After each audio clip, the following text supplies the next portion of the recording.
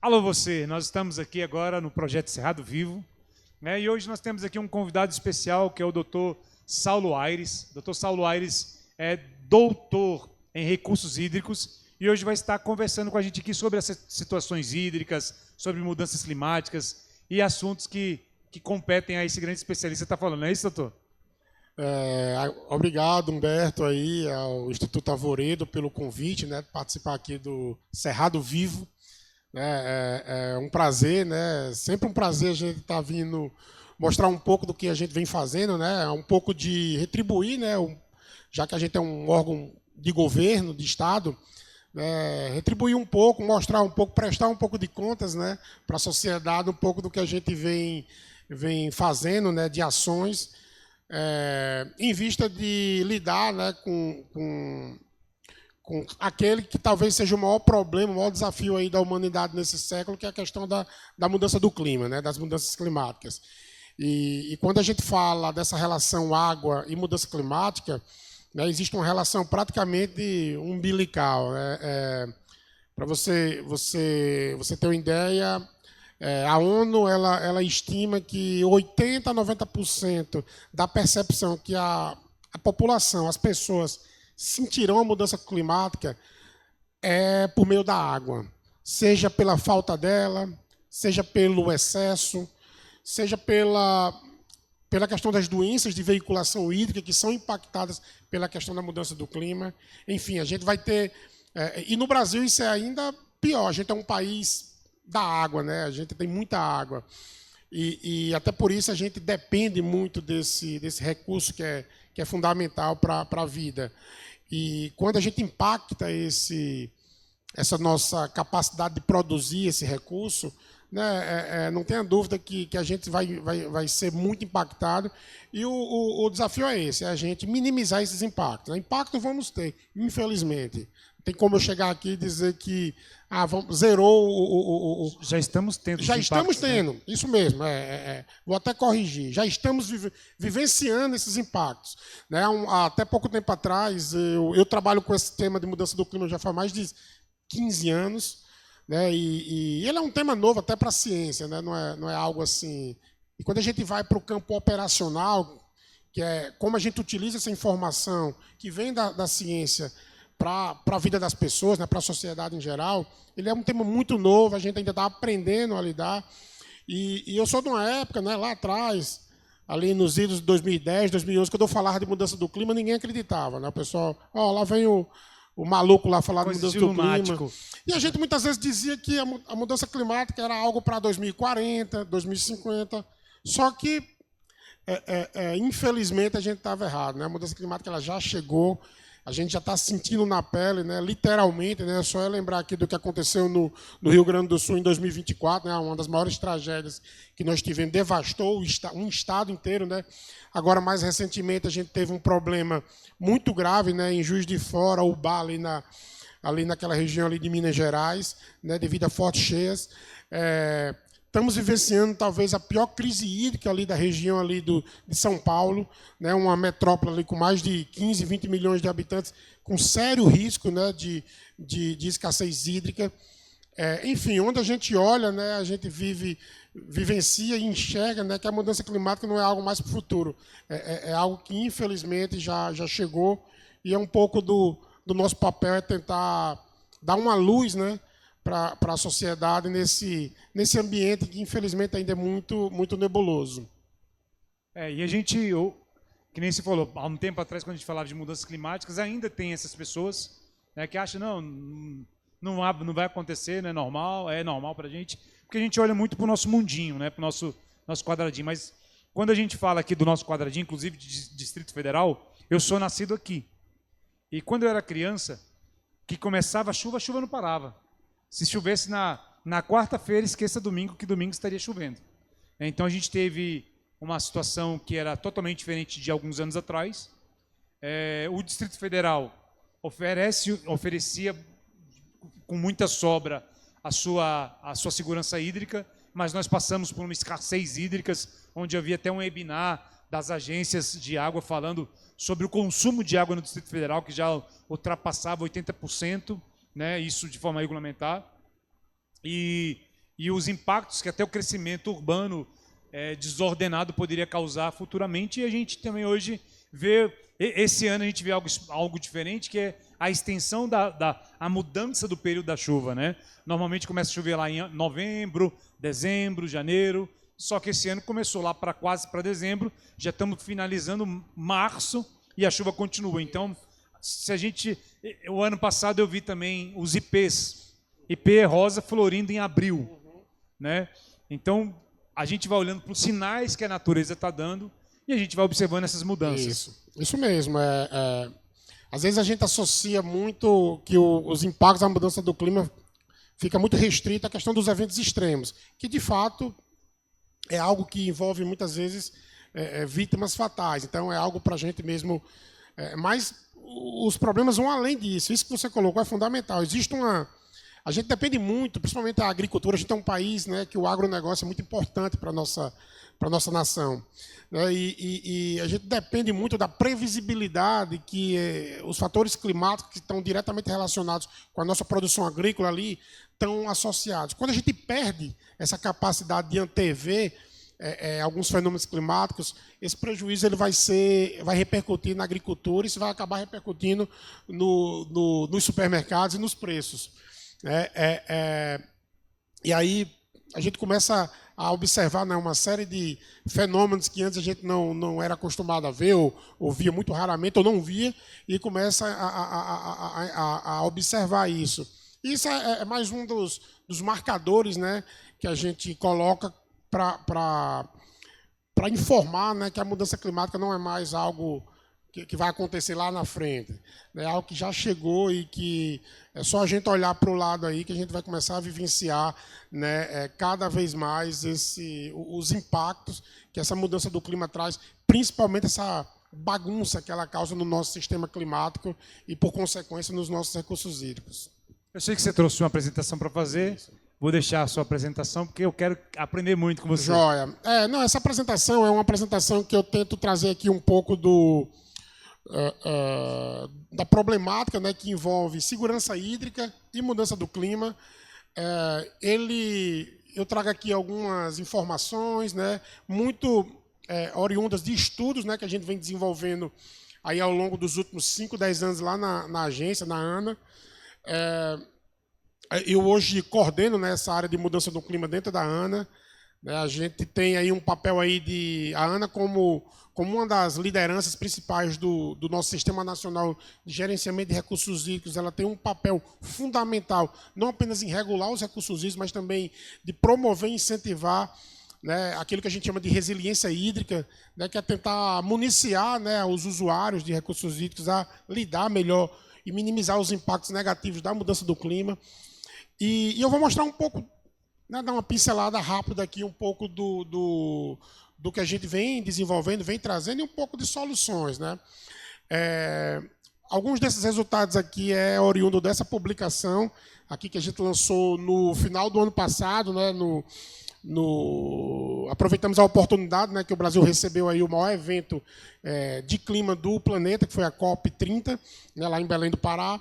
E a gente, em parceria com os colegas do Instituto de Pesquisas Hidráulicas da Universidade Federal do Rio Grande do Sul, que é uma referência, né, nacional e internacional nesse tema, a gente desenvolveu esse estudo. Né, esse estudo ele não é só para o Brasil, não se restringe só ao Brasil, mas toda a América do Sul. A gente também tem um papel muito relevante em apoiar os nossos irmãos, né, da América Latina. Né, a gente tem parceria. Até mesmo porque a América do Sul, muitos países dependem das águas que vêm do Cerrado. Claro, também, do isso Brasil, mesmo. Né? Isso mesmo. E a gente tem uma relação, né, de parceria, né, com esses países. E também é algo também que a gente busca também contribuir, né, principalmente para aqueles países que ainda não têm ainda uma estrutura formada para lidar com a questão da mudança do clima. Então é um pouco isso, essa publicação aí, que é um presente para o Instituto Arvoredo, né, para você, né, para que você possa ir ler. Ele, embora seja um estudo técnico, mas a gente tentou deixar ele o menos técnico, o mais simples no que for possível. Né? Esse é um tema. Esse é um ponto importante. Né? A gente quando a gente vai para o mundo prático, operacional, né, a gente busca utilizar aquelas soluções que já estão consolidadas pela ciência, né? Com relação à mudança do clima, infelizmente, a gente tem que meio que aproveitar essas ferramentas, essas informações, no momento em que elas estão sendo pensadas, desenvolvidas. Então, é um trabalho, né, é uma parceria muito grande com a produção científica, né? Por isso que é importante a gente apoiar, né, a ciência, e a gente, dentro da ANA, a gente apoia muito, porque não dá mais tempo de a gente esperar a ciência consolidar, a ciência climática. A gente tem que aproveitar essa informação, porque a emergência climática ela chegou. E enquanto antes a gente precisa transformar informação científica em informação útil, prática, aplicável, operacional para a sociedade, principalmente quando a gente está falando de água.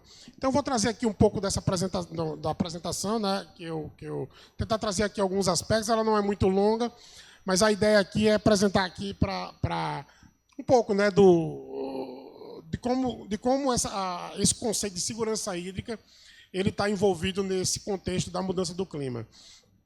Bem, antes de começar, esse é um slide que eu acho que é sempre meu primeiro slide, né, minha primeira apresentação, que é o porquê, né, como está essa relação, o que é a mudança com a questão da segurança hídrica, né?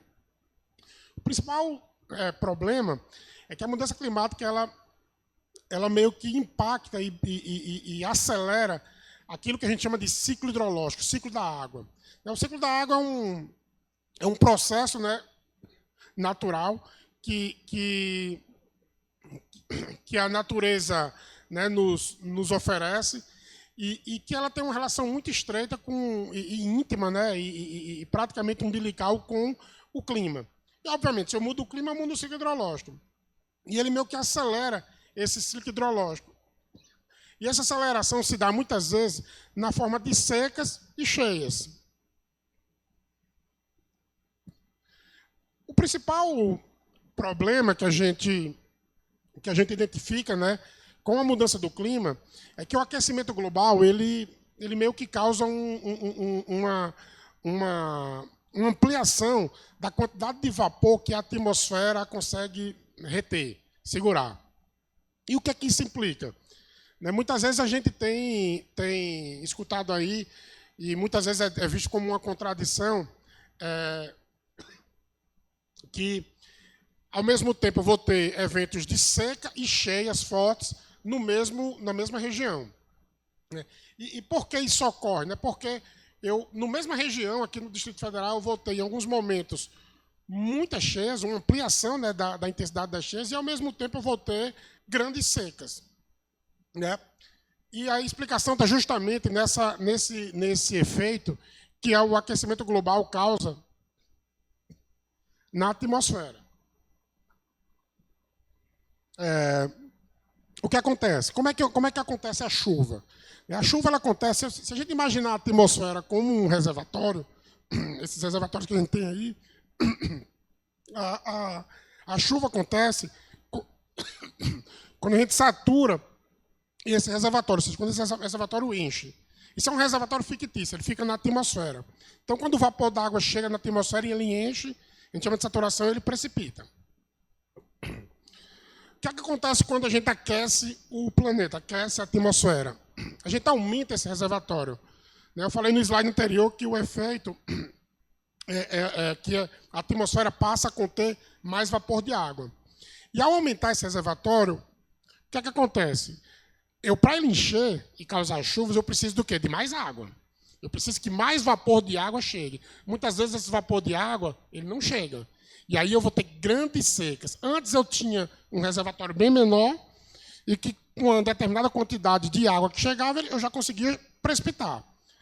Aí agora, não, eu tenho um reservatório, eu aumentei meu reservatório, e lembrando que só chove se eu encher esse reservatório. Ele precisa de muito mais água. E nem sempre essa quantidade de água ela chega. Então aqui eu preciso da saturação. Da saturação de um reservatório hoje que está muito maior. E o que evita hoje essa saturação? O que causa esse aumento, que evita a saturação, é o aquecimento global. E aí, beleza. Então aí eu passo a ter mais eventos de secas. Mas quando esse reservatório enche, O que é que acontece? A quantidade de água agora nesse reservatório que é despejado no solo é muito maior. Por quê? Porque eu tenho um volume muito maior. E normalmente essa chuva acontece num espaço de tempo muito curto e com intensidade muito forte. Então, eu vou ter momentos na mesma região de grandes secas, porque para encher esse reservatório eu preciso de um fluxo de umidade muito maior do que eu tinha antes. Mas quando ele encher, ele vai precipitar muito mais, que é justamente aquelas chuvas muito intensas, como a gente vivenciou agora em Juiz de Fora, recentemente, em 24, no Rio Grande do Sul, enfim, que a gente tem enxergado aí. Então, esse é o principal problema, vamos dizer assim, dessa aceleração que o aquecimento global ela causa no nosso ciclo hidrológico, né, que é o nosso motor, né, de produção hídrica do planeta. O interessante, doutor, é que quando a gente fala de mudanças climáticas, a maioria das pessoas pensam logo na seca, no calor, né? Lógico que vai acontecer, mas as tempestades é um grande sinal já das mudanças climáticas, sim, né? Isso, sim. Exatamente por causa dessa saturação e desse excesso de umidade que a gente tem na atmosfera. Como agora as precipitações, quando ocorrem, elas ocorrem sob uma condição em que eu tenho muito mais quantidade de vapor de água, então as chuvas começam a ficar mais intensas, muito mais intensas. E também aumenta a frequência, porque determinado fluxo de umidade, quando chega num determinado momento, ele absorve mais rápido. Mas é muito concentrado. Então, a gente está perdendo muito aquela capacidade da chuva distribuída. Você está concentrando muita chuva num curto período de tempo e ao longo do tempo, ao longo dos outros meses do ano, praticamente não chove, porque esse reservatório está muito, muito, muito largo, vamos dizer assim, para poder saturar e precipitar. E aqui alguns dos exemplos, né, que a gente, né, como a gente comentou no início, né, isso não é um problema que vai acontecer daqui a 10, 15, 20, 30 anos. Né, isso é algo que já está acontecendo. Aqui eu trago dois exemplos. Né, um na região amazônica. A gente, desde 2005, a gente vem ano após ano, ou a gente vive um período muito seco, ou vive um período muito úmido. A Amazônia é impressionante, parece uma gangorra. Né, e aí eu estou falando de recordes, assim. É algo que a gente nunca tinha registrado antes nos nossos registros. A gente tem monitoramento aí desde 1930. E agora, nos últimos 10, 15 anos, a gente tem observado uma crescente muito grande desses eventos extremos. Hora seca, hora cheia. Em 23 e 24, a gente em 23 tinha vivenciado a pior seca registrada na Amazônia. E aí eu estou falando de toda a região amazônica.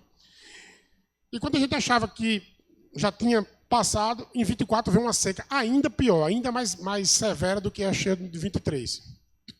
No Rio Grande do Sul, até antes de acontecer a cheia de 24, o estado vinha vivenciando grandes secas. O Rio Grande do Sul é uma região muito rica, né, de produção agrícola. E os municípios vinham reclamando muito de secas.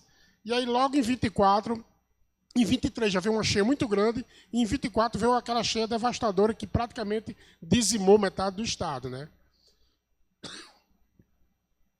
Só para vocês terem uma ideia, o orçamento que o governo previu gastar, e aquele orçamento futuro, para investir em desastres naturais, mudança do clima, até 2035, no Brasil todo, ele gastou em 2024 o dobro no Rio Grande do Sul. Então, assim, o que a gente está falando aqui é que é muito dinheiro, é muita né? coisa. Por uma causa que acontece. As pessoas não têm noção do quão é custoso, né, e caro a gente não se adaptar, não tentar, porque quando os eventos ocorrem... Isso eu estou falando só em prejuízos econômicos, mas, infelizmente, né, a gente tem visto uma crescente de vítimas fatais. E, normalmente, essas vítimas fatais são aquelas populações mais fragilizadas.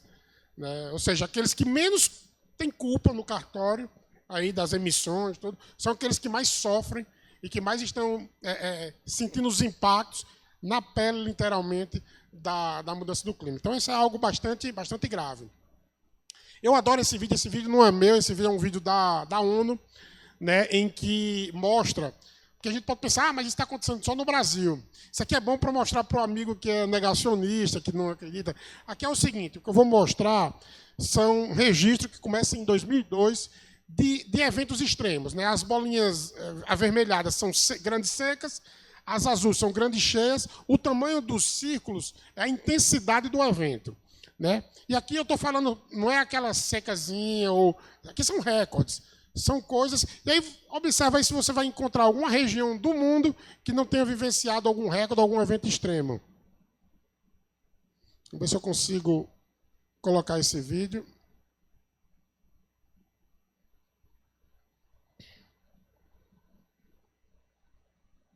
Se o colega puder dar um play.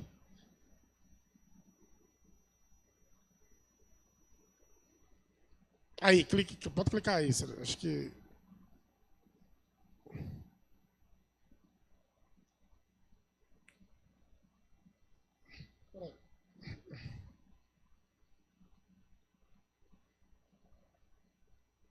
Esse é um vídeo bem interessante. Ele está no PowerPoint?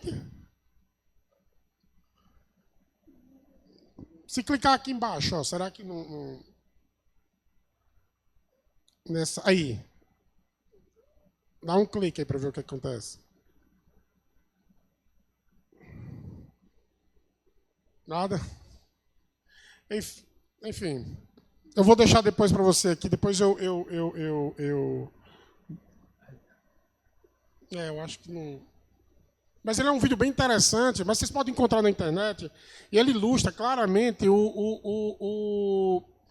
ele vai aparecendo aqui. O avanço desde 2002 até 2022. Praticamente todo o planeta vai ficando com bolinhas vermelhas e azuis, assim, parece não para, assim. Ao final, você vai ver que praticamente não existe uma região desse planeta que não tenha vivenciado aí nos últimos 15, 20 anos um evento recorde, seja de seca, seja de cheia. Né? Isso mostra, é óbvio, a gente sempre teve na história da humanidade grandes secas, grandes cheias, mas com essa frequência, com essa velocidade, é algo que a gente está observando, pelo menos aquilo que a gente tem registrado pela primeira vez. O crescimento populacional, né? A ocupação territorial, tudo, a produção de alimentos, que embora seja bem bom para a gente produzir alimentos, mas tem que ter o seu equilíbrio. Sim, claro. Tudo isso tem impactado bastante, né? Uhum. Então, eu vou avançar aqui. Para a gente lidar com essa questão da mudança do clima, a gente primeiro, dentro do contexto da segurança hídrica, a gente primeiro precisa conhecer a nossa segurança hídrica. A gente precisa nos conhecermos. Né? Como é que a gente está em termos de segurança hídrica? Né? E aí, lá na ANA, em 2015, eu fui um dos responsáveis por liderar o Plano Nacional de Segurança Hídrica, e a gente desenvolveu esse indicador, né? O Índice de Segurança Hídrica. E aí, o que é que esse índice de segurança hídrica ele almeja? Né? A gente chama lá de o IDH das águas. Ele pretende dar um indicador de como está a nossa segurança hídrica, né? De como sua região está em termos de segurança hídrica, quando a gente considera alguns aspectos essenciais, que a gente chama de dimensão, que está associada à segurança hídrica. Então, a gente tem uma dimensão humana, que está muito focada aos aspectos humanos, urbanos, né, do saneamento. Temos uma dimensão econômica, né, que é o quanto a água, né, o quanto os recursos hídricos eles interferem, né, impactam na nossa economia. A gente tem uma dimensão ecossistêmica, que são os aspectos ambientais, né, do papel da água nos serviços ecossistêmicos, e temos uma dimensão resiliência, que é o quanto a água, ela ou em excesso ou em escassez, né, os eventos extremos, eles impactam na nossa segurança hídrica. Então, a combinação dessas 4 dimensões, a gente tem indicadores, né, para cada uma delas. Cada dimensão dessa a gente trabalha com 4, 5, 6 indicadores, e ao final a gente chega num indicador único de segurança hídrica. E é esse indicador aqui que, por exemplo, o Ministério do Desenvolvimento Regional, o Ministério das Cidades, enfim, vários órgãos de governo utiliza para fazer investimento em infraestrutura hídrica. O TCU utiliza muito esse resultado para entender se determinada obra, o recurso é justificável, está indo para um lugar com baixa segurança hídrica. Enfim, isso é uma informação fundamental. E isso é uma informação que não leva em consideração a mudança do clima. Mas o que a gente sabe é que a mudança do clima irá impactar diretamente esse mapa. E aí, como é que a gente desenvolve, né, inicia esse processo de incorporar as informações? Essa só dúvida, a parte que está em azul é Azul é máximo. máximo, Aí vai alto, médio, baixo e mínimo. mas o máximo da segurança hídrica. Não o máximo de segurança, o máximo em relação às outras regiões do Brasil. Ele é um Aham. índice relativo. Não é- tem muita área azul que ele não está necessariamente excelente, mas ele está muito melhor do que outras Das regiões do outras Brasil. regiões. E a gente vê que essa nossa... Isso me chama a atenção, porque como a gente está aqui para defender também o Cerrado, né? A gente vê a importância do Cerrado ali, ó, Sim. Mato Grosso, Goiás, né? Essa questão hídrica, o quanto que Sim. realmente ela é de impacto nesse mapa aqui. A pessoa está numa área azul não significa que ele está bem ou que ele está livre de eventos. Não é isso. O que significa é o seguinte: minha situação é um pouquinho melhor que o meu vizinho ali, que o meu coleguinha lá do Nordeste, do Sul, de algumas regiões ali da Bahia, enfim. Essa é uma por quê? Porque essa é a informação que a gente utiliza para priorizar investimento. Infelizmente, a gente não tem recurso infinito. A gente precisa cortar na carne, alocar o recurso de forma mais ótima possível. E esse é um tipo de informação crucial para a gente entender, ó, essa região precisa mais. Por exemplo, todo o programa de carro-pipa, que é um programa muito grande, ela é muito ancorada nos indicadores de segurança hídrica, né? Recentemente, com a privatização da Sabesp, que é a Companhia de Águas lá de São Paulo, eles utilizaram como gatilho o indicador de segurança hídrica para revisão tarifária. Então, ele tem uma abrangência muito ampla. A questão é que ainda ele não está sensível à mudança do clima. E esse é o nosso desafio. Como é que a gente torna ele sensível? Estudando, pesquisando. Então, a gente, como eu coloquei até para os nossos amiguinhos aqui que estavam aqui anteriormente, a gente tem uma série de parcerias, a gente praticamente transformou a nossa área numa coordenação de pesquisa de mudança do clima, né, científica da ANA. Né, a gente desenvolveu uma gama grande de parcerias com os principais centros de pesquisa do Brasil, centros de pesquisa de fora, né, a gente tem parcerias com grandes universidades americanas, grandes órgãos reguladores americanos, né, temos parcerias com órgãos também reguladores europeus, asiáticos, né? Temos agora uma parceria, estamos finalizando com a China. E a ideia é a gente entender como a gente utiliza a informação de mudança do clima para avaliar o impacto da mudança climática na água, na hidrologia, nos recursos hídricos, né? Então, basicamente, a gente pega todas aquelas informações que o IPCC divulga, publica, que são as projeções climáticas dos modelos climáticos globais, que são condicionadas para diferentes cenários de emissão de gases do efeito estufa. Esses cenários de gases de emissão, eles basicamente dependem, né, da evolução estrutural, conjuntural da humanidade. Né? Assim, não é uma escolha nossa, é uma escolha... Por isso que a gente faz as COPs, né? E dependendo da trajetória que a gente seguir, a gente vai emitir mais ou menos gases do efeito estufa e, por consequência, vamos ter... o clima será mais ou menos impactado. Né? Só lembrando, o Acordo de Paris tenta a gente manter... aquela linha preta ali é a emissão que a gente lança hoje, né? E aqui são diferentes trajetórias. O que a gente está tentando chegar nesse roxo aqui, né? Ou, no máximo, no azul. Né? O problema é que a nossa trajetória está indo lá para o cinza, em termos de emissão. A gente não tem conseguido ter muito sucesso com o controle dos níveis de emissão. A gente apenas desacelerou o crescimento. A gente continua crescendo, ele só não está mais rápido do que estava antes.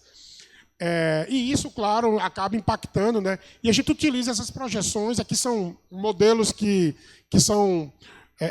rodados, né? Eles são executados em supercomputadores, né? Os maiores computadores do mundo estão a serviço desse tipo de modelagem.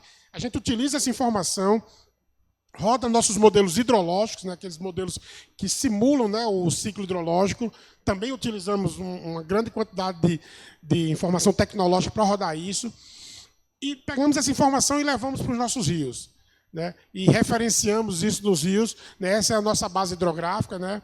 E é essa base aqui que a gente utiliza para poder avaliar, conceder outorgas, autorizar retiradas de água, fazer o controle, né, tanto da parte quantitativa quanto qualitativa dos recursos hídricos, enfim, é com isso que a gente consegue. E é por meio desse processo aqui, que é um processo complexo, né, que a gente começa a ter informação sobre o impacto da mudança do clima nos recursos hídricos. Né?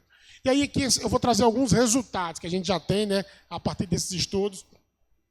Esse aqui é um estudo que a gente lançou em 2024. Esse foi o primeiro estudo em escala nacional de impacto da mudança do clima no Brasil, né, focado na disponibilidade hídrica, né, que é aquela quantidade de água que a gente pode utilizar para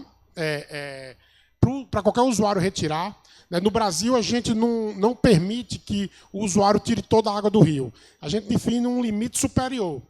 E esse limite superior, que é apenas uma pequena quantidade do que corre ali no rio, é o que a gente chama de disponibilidade hídrica, é aquilo que o usuário tem direito a retirar, desde que peça autorização e tenha uma outorga, e aí ele tem que ir na ANA lá e pedir essa autorização e dizer o quanto ele vai usar, né, e é todo um processo. E a gente fez uma avaliação do impacto da mudança do clima nessa disponibilidade hídrica, né, que é uma vazão de referência que a gente utiliza.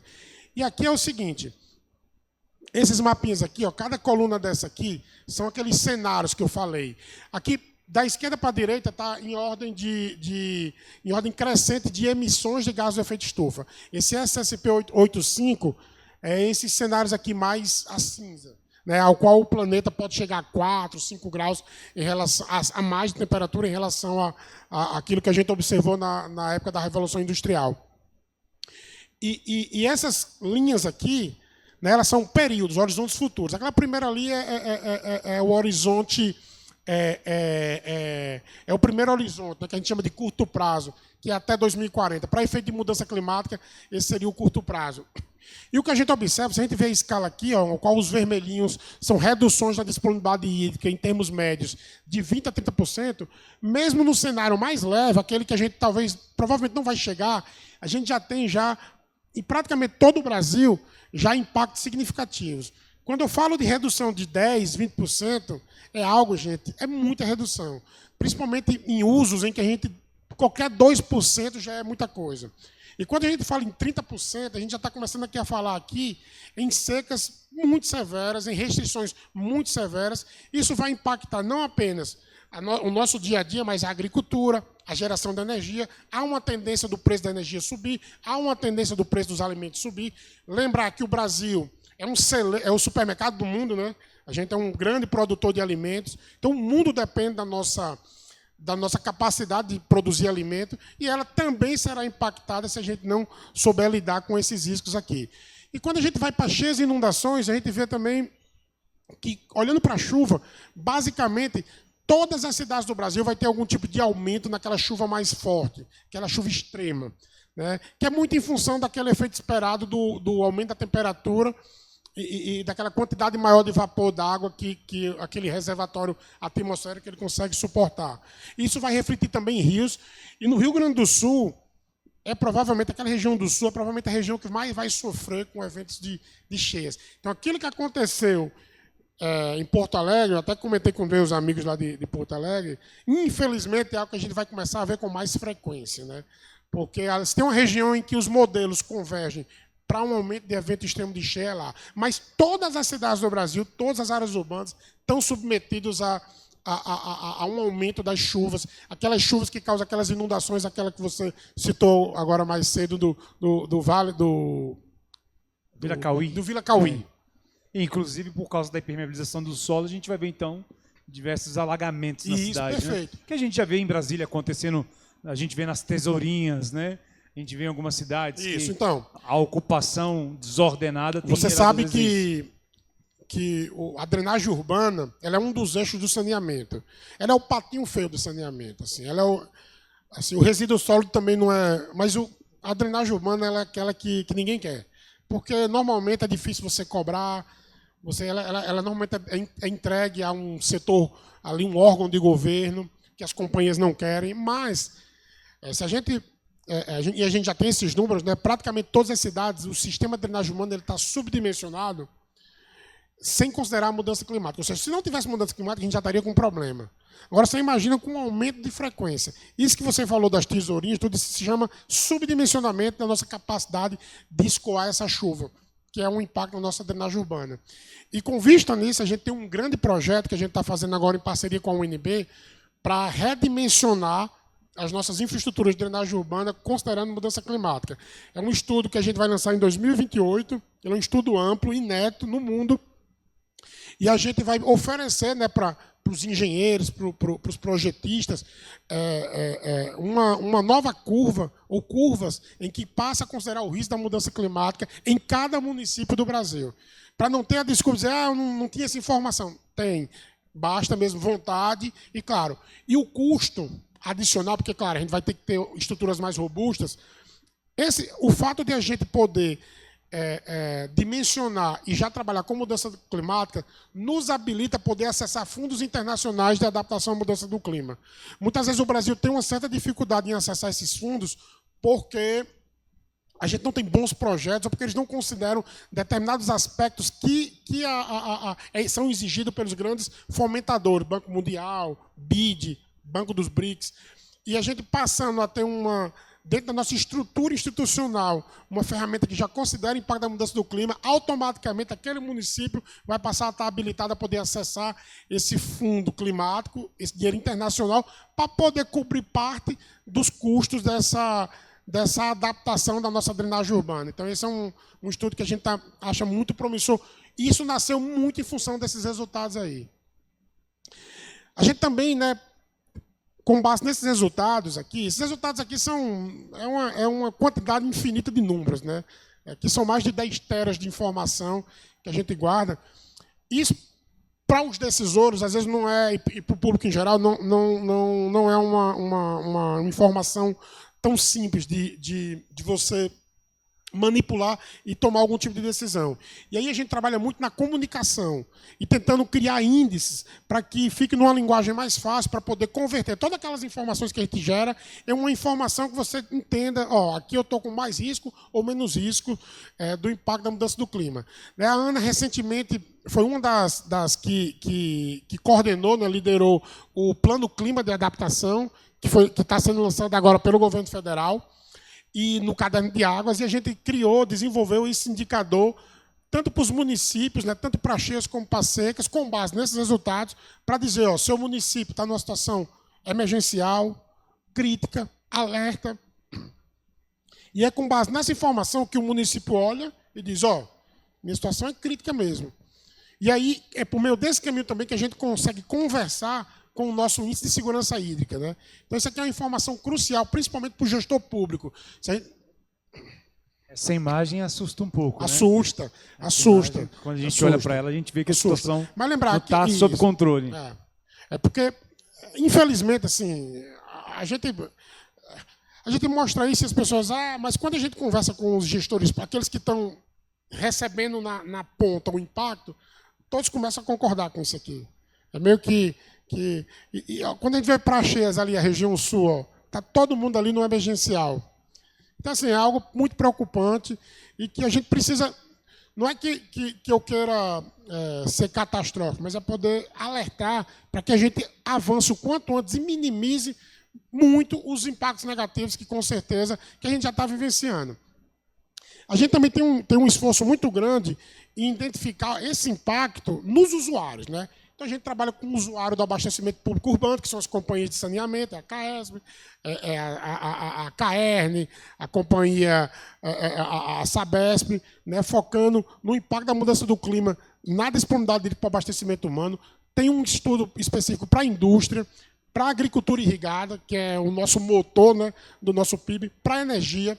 A gente também tem um foco muito grande na justiça climática. E ali é onde a gente vê que o centro-oeste está bem... Olha ali, como é que está o Cerrado, que é o nosso motor do agronegócio. Olha como é que está a situação. A região ali da Bahia, né, que é a região do Mato Piba, que é onde tem crescido muito a nossa agricultura. Né? E isso a gente já está vivenciando conflitos hídricos muito fortes, muito intensos. E aí, quando a gente também tem um outro lado que a gente foca também, que é na justiça climática. Né? O que é justiça climática? Justiça climática é um conceito relativamente novo, né, ao qual a gente precisa... Qual é a principal causa da mudança do clima? É o aumento, né, dos gases do efeito estufa, principalmente daqueles países que já se desenvolveram, que estão ricos. Né? E quem é que mais sofre com o impacto da mudança do clima? São aqueles países que não se desenvolveram, cuja população é a mais pobre. Ou seja, os países ricos eles causam problema, mas quem sofre mais são as populações pobres. Então, a gente precisa criar um mecanismo de compensação. de equilíbrio, né? E isso é que a gente chama de justiça climática. E a gente fez de forma ineta um estudo específico, tanto para comunidades indígenas no Brasil, usando aqueles mesmos indicadores, como também para municípios com alta vulnerabilidade social, para poder jogar uma lupa, né, maior nesses municípios. São aqueles municípios que a gente tende a priorizar mais, né? E aqui, com base nesses resultados, né, de mudança do clima, a gente pressiona, né, a gente avalia e vê como o nosso risco hídrico muda. E aí a nossa situação de risco, aqueles indicadores de segurança hídrica, eles são perturbados. E é com base nisso que a gente começa a lançar medidas de adaptação. E o que são medidas de adaptação? Elas não é só uma ação qualquer. Ela é justamente aquelas medidas que as ações que eu estou tendo hoje não são suficientes para lidar com aquele risco adicional que a mudança do clima traz naquela região. Então, são aquelas medidas incrementais. E muitas vezes, né, como em muitas regiões do Brasil, a gente não faz o dever de casa, a gente acaba tendo que faz a medida de adaptação, mas na realidade é uma medida que já deveria ter sido feita independentemente da mudança do clima. Aqui, acho que ninguém é contra, por exemplo, a gente dar 100% de saneamento básico para as pessoas. E hoje, infelizmente, apenas muito poucos municípios do Brasil a gente tem essa condição. E quando a gente vê em países desenvolvidos, isso é praticamente uma realidade já superada, né? E essas medidas de adaptação, elas devem ser ancoradas por alguns mantras, né? Já que a gente vai trazer um custo adicional, porque o risco aumenta de forma adicional, então é preferível que a gente traga soluções que a gente tenha uma certa certeza que elas vão funcionar, independentemente daqueles cenários que vão se concretizar. É aí onde entra a solução baseada na natureza, porque ela preenche esses requisitos de baixo arrependimento, elas vão ser muito úteis em praticamente todos os cenários, robustez, né? Elas são robustas a lidar com aqueles futuros, aqueles cenários mais críticos, elas conferem resiliência climática para as regiões e elas permitem, né, que a gente traga soluções adaptativas. A gente vai mudando ali, vai direcionando aquilo ali, na medida que um determinado fator climático vá se configurando. Então, essas são características, são uns mantras que a gente utiliza para poder avaliar o quão ótimo são aquelas nossas soluções para lidar com a questão da mudança do clima. E eu acho que é isso aí. Obrigado aí, pessoal. É uma informação muito importante. Acho que é uma informação que as pessoas precisam ter mais acesso, porque quando a gente vê essas realidades, né, esses mapas, esses índices, é que a gente começa de fato a entender o que está acontecendo. Isso mesmo, foi o que eu falei para você no início. Se eu só falasse aqui e não mostrasse, ia ficar um pouco, às vezes as pessoas não iam ver as realidades. Mas eu começo a mostrar aqui os vermelhinhos, os roxos, né, a situação ficando muito crítica. Né, você saber que determinado... A gente tem um indicador que a gente avaliou o quanto o Brasil, quantos dos nossos rios que hoje são perenes vão virar intermitentes. É quase 20% a 30%. E a gente já consegue enxergar isso hoje. Enxerga. Porque, olha só, você pega as BRs aqui, tem uns riozinhos, uns córregos, que você já vê que eles já estão secos. Já estão desaparecendo. A gente tem a barragem do Corumbá aqui, que avançando aqui 100 quilômetros, já tem lugares que está, bem dizendo, seco. Sim. Né? Sim. Então, assim, é uma realidade, e que nem se falou, sem água a gente não tem alimento. Sem água nós não temos energia. Então a gente começa a viver um problema. Sem água a gente não tem saúde. Não tem vida, né? Não tem vida. Não tem vida. E realmente a informação que você traz é muito pertinente, muito importante. E acho que a gente precisa fortalecer políticas públicas para que a sociedade conheça mais. Tem um dado que eu peguei também dos meus colegas lá da ONU, que, se eu não me engano, 70% a 80% das guerras hoje, né, assim, a gente está vivenciando, infelizmente, inúmeros conflitos aí, né? Mas tem muitas guerras aí que às vezes nem passa desapercebido. Boa parte dessas guerras são por causa da água. São questões hídricas, 70% a 80%. E uma coisa que eu tenho observado é que o mundo não está preocupado com a escassez de água em alguns países, né? Então a gente observa isso. Então, assim, os grandes países não estão preocupados com a falta de água em algumas localidades. Agora, se nós não tomarmos conta daquilo que é precioso para nós, o Brasil é um dos lugares que mais tem água potável no mundo. Depois do Brasil vai vir a Rússia, não é isso? Isso. Então, se a gente não tomar conta do nosso bem maior, que é a água, o que vai ser da gente? E no Brasil, assim, embora a gente tenha quantidade muito grande de água, infelizmente toda essa água está, 80%, 90% está numa região em que a gente não habita. Onde estão as nossas cidades, a gente não tem essa situação tão boa assim, não. Então, tem esse fatorzinho aí que muitas vezes mascara a nossa realidade hídrica.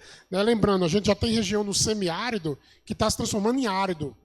Ou seja, a gente não tem deserto no Brasil ainda, mas tem regiões que já estão migrando para essa condição. E isso é muito preocupante, porque, inclusive, são regiões hoje muito habitadas. E aí eu estou falando ali do semiárido ali, que embora a população historicamente já enfrenta crises hídricas bastante profundas, mas nunca vivenciaram algo como a gente está vivenciando agora. É isso aí, aprendemos muito aqui com o Dr. Saulo Aires, e uma informação que precisa chegar na sociedade para nós entendermos melhor por que as situações climáticas, as inundações, e por que nós precisamos da justiça climática. Vou deixar a palavrinha para você fazer o encerramento e agradecer a você. Agradecer, Humberto, mais uma vez pelo convite desse projeto, o Cerrado Vivo. O Cerrado é fundamental para o Brasil. Assim, só a gente vê aqui a pujança econômica, social, ambiental que a gente tem no Cerrado. É algo único que a gente tem. E é um bem que a gente não pode deixar de lado, não pode correr o risco de perder esse importante patrimônio, que não é só brasileiro, é global, que a gente tem. E lidar com a mudança do clima é parte desse processo.